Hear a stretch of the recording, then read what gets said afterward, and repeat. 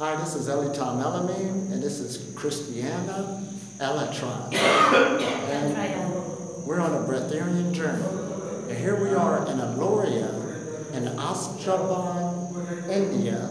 And this is the great, what is this called? The Shiva Linga. The Shiva Linga. That represents the male penis, and this represents the female vagina. But it's bringing in that male energy and that female energy coming together. And here we are exploring these beautiful caves in Ellora in India, and this is a high energy cave. Now today we're going to talk about the Breatharian aura. Now aura also means your area. It's the area that you cover. Most people is just into their physical body, or the area that it covers, the space that you occupy.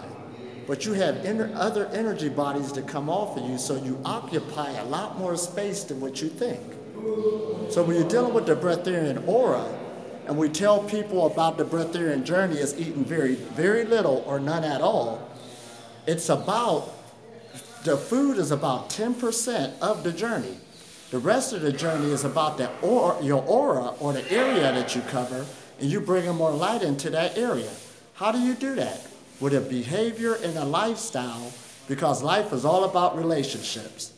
And also mostly not only about the relationship to others and the relationship to yourself, but what we're talking about now is the relationship with the whole planet and the places you touch. And your auric field expands always and touches these places and has an impact on every area of the planet that you go. So basically when you, for example, go to these sacred places or any power place in the world or just a field or a garden, you have to be aware of how you touch that place with your emanation. What are your thoughts? What are your emotions? What are your feelings? What are you imprinting on the land and in these sacred walls? We came to these sacred walls with an intention of prayer and honoring the space and blessing the place as it blesses us back. And one of my jobs here, as all over the planet, is to enhance the energy of these places and clear it and clean it and bring it to its highest potential. Absolutely. And connect it to the other places on the globe that have this power and this emanation. Absolutely. And we are here to do this as light people, as beings of light, but also as divine beings in human form. So we must be aware of that also. Absolutely. And what she's talking about is very powerful, because she understands that her aura or her area goes beyond this physical body. She's actually affecting the planet, which all of us are. But when you bring more light into the planet through these relationships, look at those beautiful statues, thousands of years old right behind us. This is a beautiful place. Yeah. Just look at the whole place, very sacred spot. It's actually a very, very ancient site. It has been built by civilizations which were very advanced, very powerful, and it's carved out of a rock inside the mountain. So the mountain is holding this place in its embrace, as this temple has been a part of the mountain before. So it kind of looks like it's not man-made, but it is actually built with the mind power of beings that knew about how to create things and deconstruct and reconstruct molecular structure and how to work with prana. Because you see, with prana, you can impact fields and impact with your auric field the things around you in such ways that even matter can change. Absolutely. And it can reshape. And also your body can reshape and wind and transform with the power of prana, so that it gets from denser, from flesh, it can get to a higher vibration. It can get to light vibration, to prana power, and still be in physical body. Absolutely. So, unlike the ancient tradition of India, for example, that thought that you have to transcend the body to have this ability, now on this 5D reality that we're building on Earth, we have this power to transform the body and the molecular structure and be here in our highest aspect without having to leave the physical structure. Absolutely. It just builds into a more etherical, more prana-infused And we do it all the time. Now body listen at structure. this. Yeah. All of us have an aura, or this area. In science, we call it our electromagnetic field. One time I was with this man, and he came to me, and he was just focused on his first field, which is the physical body. So he made it look good, but there was something about his aura that somebody could read. It was kind of dark. Now, even though he had the nice Mercedes that we look at in this world, he took me back to his house, really nice house. Now, most people will get stuck there and say he's very successful. He's very healthy.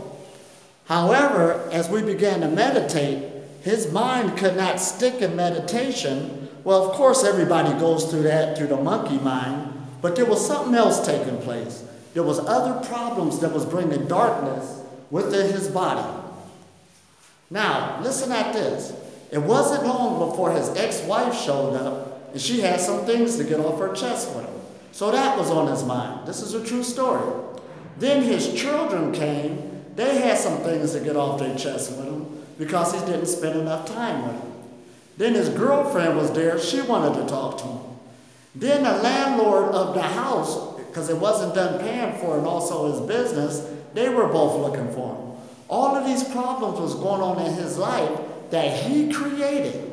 And what it does, it was blocking more prana coming to his life because all of those things I just mentioned is relationships. That is the thing or the core that actually feeds the human being. The physical food is child's play when you're on this journey. I tell people all the time, you might not have the right lifestyle you created. Straighten out your lifestyle first to get more energy into the body before you start letting up on the food aspect. Because a lot of people just want to let go of the food aspect and that's just a small portion on what you need to let go of on the things you created in your life. That's nourishment. Absolutely. So after that, it's all about the emotional patterns and the mental patterns and the way we interact with the world and the people around us and the relationship we have with the people around us, especially the closest one, are the things that are impacting our field the most. So once you heal these relationships and the emotions you have with the people, you get more prana in your body. Once Absolutely. you heal the things that you feel guilty about, or the things that you thought you're not doing right, or the things that you thought must be changed, the way you think about it impacts the way prana flows in your body. Absolutely. And Feel that then, awesome sun. After that, it goes way bigger and it goes to your house and your city and your country. And you have relationships with that places too.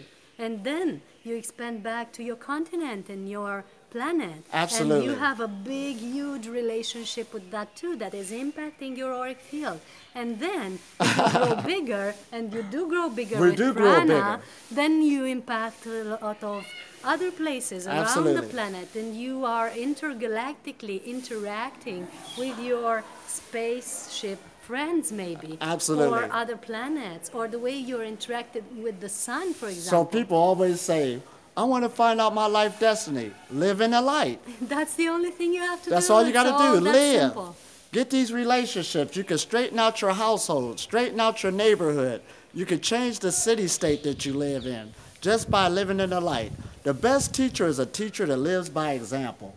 Always keep that in mind. It ain't so much what you say, it's the impact you make of the energies that's coming off your field. So don't be discouraged if you do got things that need straightened out in your life, because it's not about good and evil no more. We don't need that word. Absolutely. It's about imbalance. And anything that's imbalanced could be balanced out again. And actually, when you get things in your life that show up and you seem to need to resolve them, it's very beneficial. That means you're evolving. That means you're moving forward. Absolutely. That means you're clearing up. That means you're getting to a next stage. So don't blame yourself. You know, people expect masters to be perfect, to not have any problem, Right. to have their life all straightened up, all the family, all the kids, all the assets, everything okay. Well, a master is sometimes one that has most challenges Right. because he chose to evolve at a very high, rapid pace and in a very advanced evolution Absolutely. stage. In other words, everybody's growing. Everybody's going through something. First of all, he has to clear up everything that he left behind that is not in balance. Absolutely. So if you're at that stage, you're in your mastery. So congratulations. Right. So spirituality, a lot of people think it's about escaping the world. No, it's not. Get back in there, straighten out these energies, because it's our job to maintain our aura, and it's our job to what? Not only straighten it out and maintain it, but also to help the aura of the planet. Yeah. This is our beautiful planet. It's a beautiful place to be. And this journey actually puts you back into your body, puts you back into true reality, which is a beautiful heaven to live in. And when you get to these type of places that are power places, like pyramids, like ancient sites, like statues built by ancient civilizations and so on, this requires even more responsibility, because the field here is enhanced, and what you see in the field is going to come back at you real quick and really show you your inner world in your outer world. Absolutely. So the more you are in your mind mastery and emotion mastery and energy emanation, so that the auric field that you emanate is beneficial for the site, right, the more you then benefit back from visiting these places and being with them. Right. Now, for those of you who don't believe you could be food free, it's not about that no more. We're talking about energy. Now, everybody can say this. Don't it feel good to be around people of like mind? Be around people that y'all really laughing, having a good time? That's the energy. You understand? Just on that basic level, grow from there. And when you go on this, that's your own self-realization. And when you can get that going on all in your life, on every aspect, from the place you work, from your intimate relationships, from smiling to a person that's walking down the street, and you start feeling this energy, it is an energy that you can actually live off of and sustain you, and it's healthy.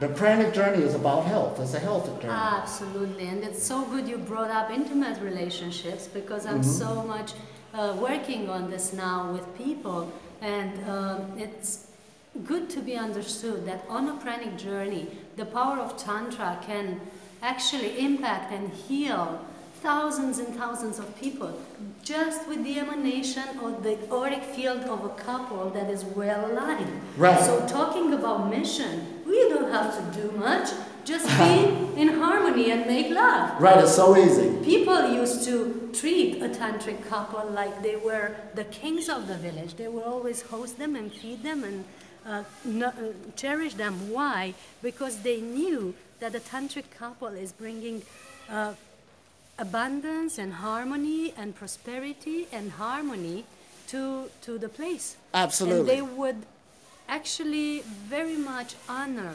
these people. Absolutely. Because they knew the power of auric emanation. That's where they get the symbol of the heart from. Those two fields coming together intimately, and that's the shape of your heart. Yeah. It is awesome. The union. Yeah. So we started out this video showing you, what's that called again?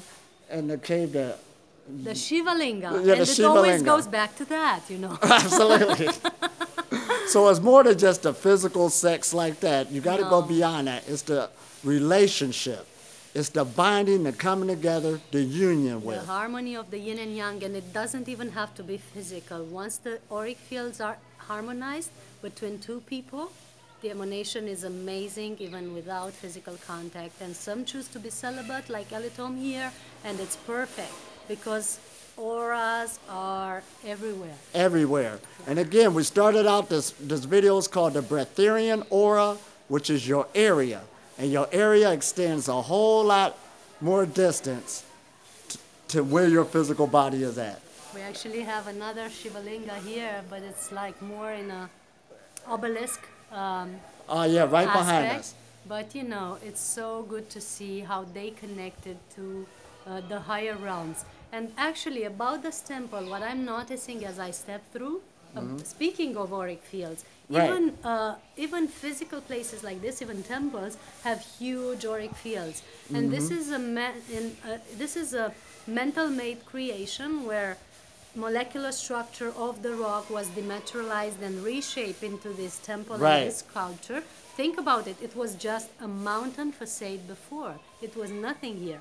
So everything is created in the heart of the mountain. Like Absolutely. Molecules taken out and bringing in these shapes and creating this amazing thing. This is an awesome temple. The energy here is very, very high. The fact is that the auric emanation of it builds up all the way to the seventh heaven, very high up in the sky. So this is just the physical aspect of the temple, but its auric field as an energy temple is much more high up, going Absolutely. very, very high up. The ones who remember the Lemurian temples, the Lemurian and the Atlantean crystal temples, and the temples that are dwelling in Shambhala, those of you who have visions of that, Right. know what I'm talking about.